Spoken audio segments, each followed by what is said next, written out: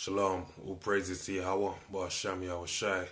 Double honors unto the apostles and elders of GreatMillStone who rule well, and shalom to the elect.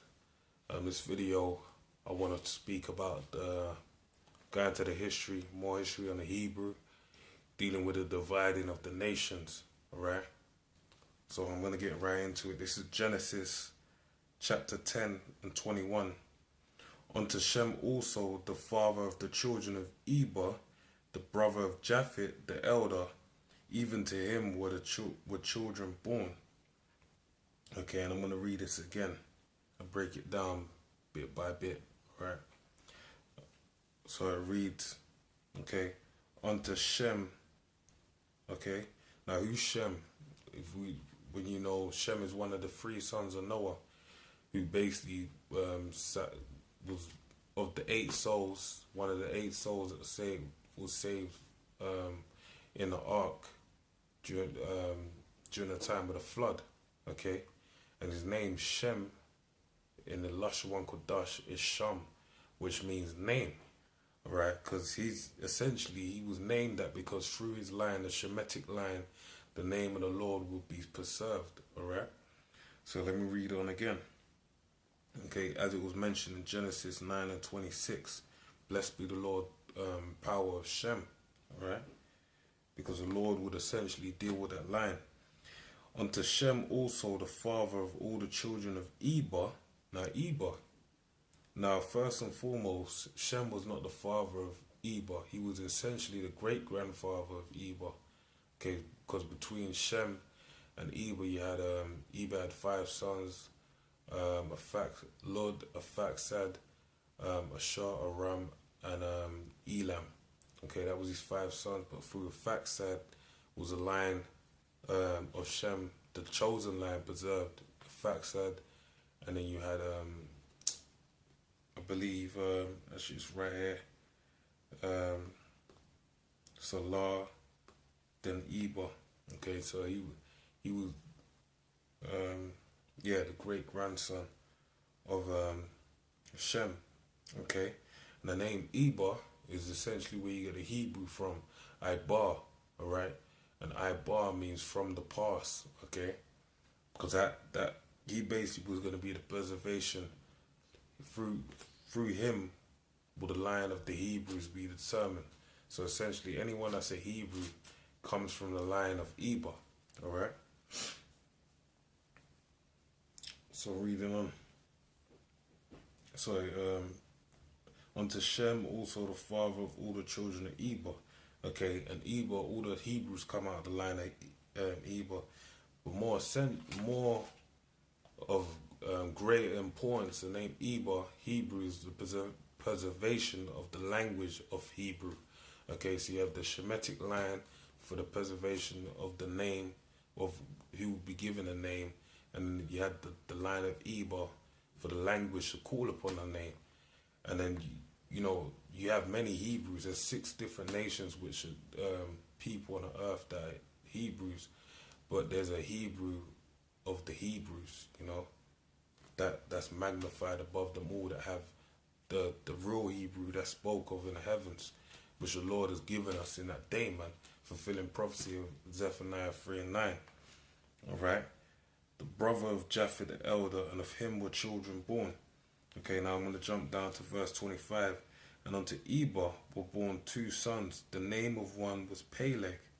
Okay, Peleg in the Lashon Kodash is Pelag, which means divide or division. Alright? Let me read this again. And unto Eber were born 2 sons. The name of one was Peleg. For in the days was the earth divided, and his brother's name was Joktan. Alright, so how was the earth divided? Was it cut in 2? No, it wasn't, man. It was divided by language. And I'm going to prove that. I'm going to jump to, just breeze through Genesis 11 and 1. Genesis 11, 1 down to verse 9. And the whole earth was of one language and of one speech, that being the Lashon Kodash, the Hebrew, Ibar Yaf. And it came to pass, as they journeyed from the east, that they found a plain in the land of Shinar, and they dwelt there, and they said one to another, Go to, let us make brick and burn them thoroughly. And they had brick for stone and slime for mortar. And they said, Go to, let us build us a city and a tower, whose top may reach unto heavens, and let us make us a name, lest we be scattered abroad upon the face of the whole earth. Okay, so essentially what they were doing was what the New World Order is trying to do today, establish a one world government, okay, where everyone comes under one, one religion, one doctrine, essentially, and one tongue as well, even being English, right? It governs it's the international language of the airways, all right? That's proof.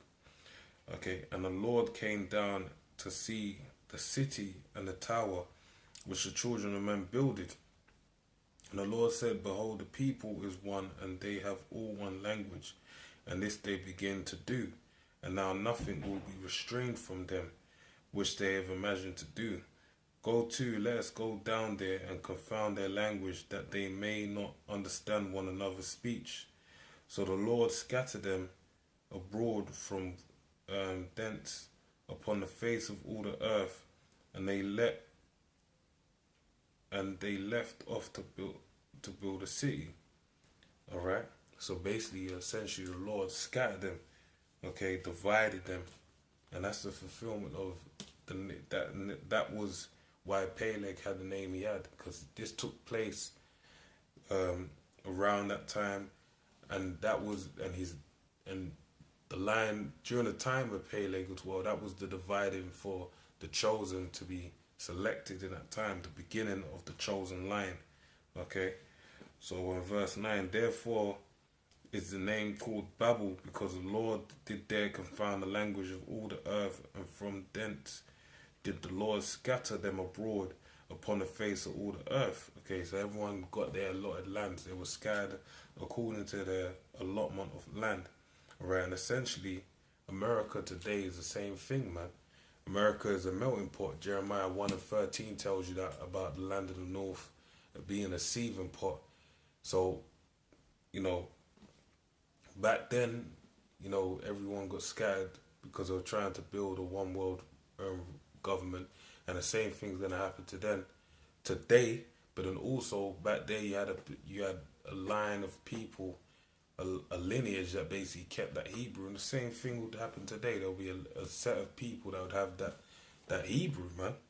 So I want to go to this precept to back up the point of the division. Okay, because King David said, through thy precepts I get an understanding. So this is a precept to elaborate on this. This is Wisdom of Solomon 10:5. Moreover, the nations in their wicked conspiracy being confounded, she found out the righteous. The she is speaking about wisdom. So I'll put wisdom in there for she. Wisdom found out the righteous, right? And that's the lineage, all right, of the Shemitic line leading down to Abraham, Isaac, and Jacob, all right? And preserved him blameless unto Yahweh, okay? And kept him strong against his tender compassion towards his son, all right? So basically, that shows you right there that the righteous were kept into wisdom. And what's part of the wisdom? The lush one Kodash. In order to call upon the name of the Heavenly Father and his Son, you need to know the lush one Kodash, because that's the language of the heavens, alright? So going back, I want to read this next precept to further, compound the point. This is Genesis 10:31. These are the sons of Shem after their families, after their tongues, in their lands, after their nations. So that when it's being spoke of, it actually said that these are the sons of Shem after their families and their tongues, alright? Because they had various tongues, but essentially being the Hebrew is the main tongue. When you go down to Eba, Alright? So, give me one moment. Read this again. These are the sons of Shem after their families, after their tongues, in their lands, after their nations. These are the families of the sons of Noah after the generations in their nations, and these were the and by these were the nations divided in the earth after the flood. All right. So with that, I pray you're edified. Say shalom.